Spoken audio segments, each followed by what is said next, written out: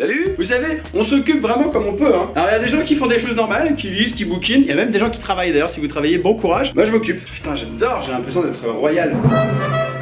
Aujourd'hui on va parler d'art, sérieusement, mais sans nous prendre au sérieux. Bah comme d'habitude en fait, parce qu'on sait pas.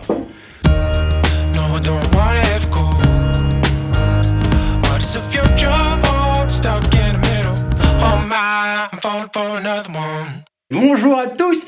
J'espère que vous allez bien. Depuis le tout début de l'aventure I Love World of Art, on est partenaire de la République de l'Art. C'est un site qui parle d'art, sérieusement, qui en parle super bien, qui parle d'événements, d'artistes, de galeries, bref, c'est un gros kiff. Je vous invite à la fin de cette vidéo d'aller faire un petit tour sur la République de l'Art. Et alors le grand patron de la République de l'Art, eh bien c'est Patrick Semama, un expert dans le domaine de l'art qui voudrait partager régulièrement avec nous des infos sur des artistes. J'ai oublié de respirer. Alors Patrick, quel artiste est-ce que tu veux nous présenter aujourd'hui ?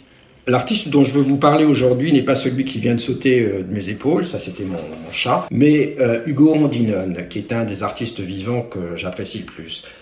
Hugo Rondinone est un artiste qui est né en Suisse en 1964, mais il vit depuis de nombreuses années à New York. Il a son atelier à Harlem, dans une ancienne église désaffectée, et il a été pendant très longtemps le compagnon de John Giorgio, ce poète américain qui est mort l'année dernière, et il lui avait d'ailleurs rendu hommage dans une très belle exposition au Palais de Tokyo qui s'appelait tout simplement I Love John Giorgio. Quelle est la première œuvre que tu veux nous montrer ? La première pièce que je voudrais vous montrer est une pièce qui fait partie d'une série très caractéristique du travail de l'artiste. Il s'agit d'une peinture de cible. Vous le voyez, il s'agit effectivement d'une cible, mais sa particularité, c'est que ses contours en sont flous. C'est que la peinture des différentes sections se superpose et que donc si on voulait l'utiliser comme une cible, on n'y parviendrait pas, on serait pris dans un jeu optique.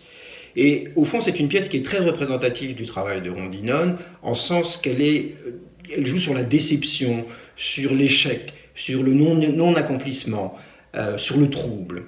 Et ce sont des thèmes qu'on retrouve dans toute son œuvre, et en particulier dans une autre série très célèbre de l'artiste, qui est une série qu'il a réalisée avec des clowns, donc des personnages qui sont censés faire rire, et qui sont là, des personnages couchés au sol, tristes, qui ne font plus rire du tout, qui sont dépourvus de leur fonction.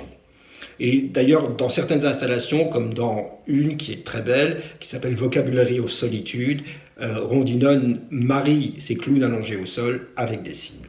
Et Hugo Rondinone fait que de la peinture ? Alors non, Hugo Rondinone ne travaille pas que la peinture, il travaille sur différents médiums, nombreux médiums, ce qui rend parfois son œuvre difficile à appréhender parce qu'on a l'impression qu'elle va un peu dans tous les sens alors qu'elle a une colonne vertébrale très forte. Et cette autre pièce que je vous montre maintenant est une sculpture d'une fenêtre.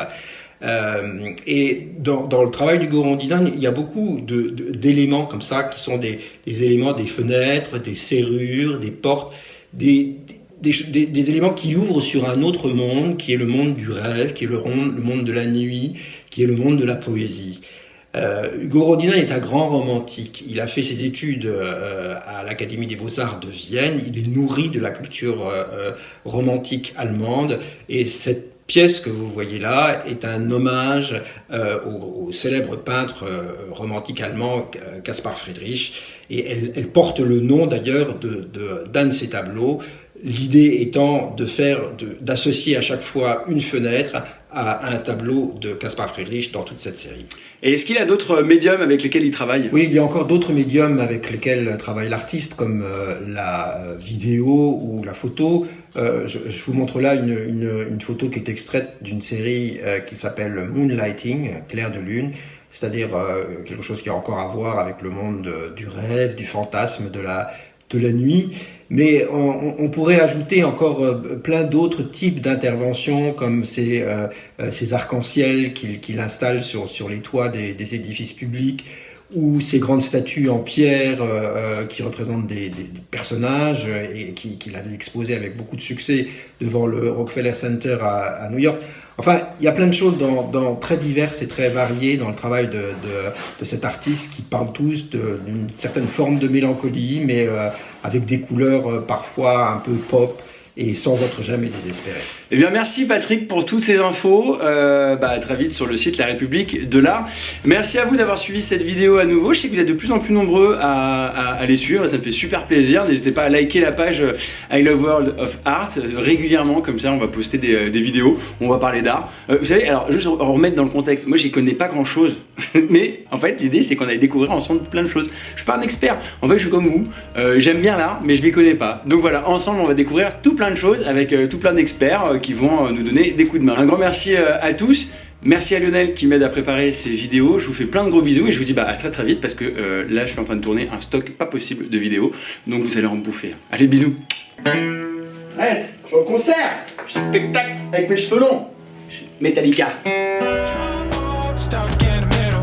Oh my, I'm falling for another one.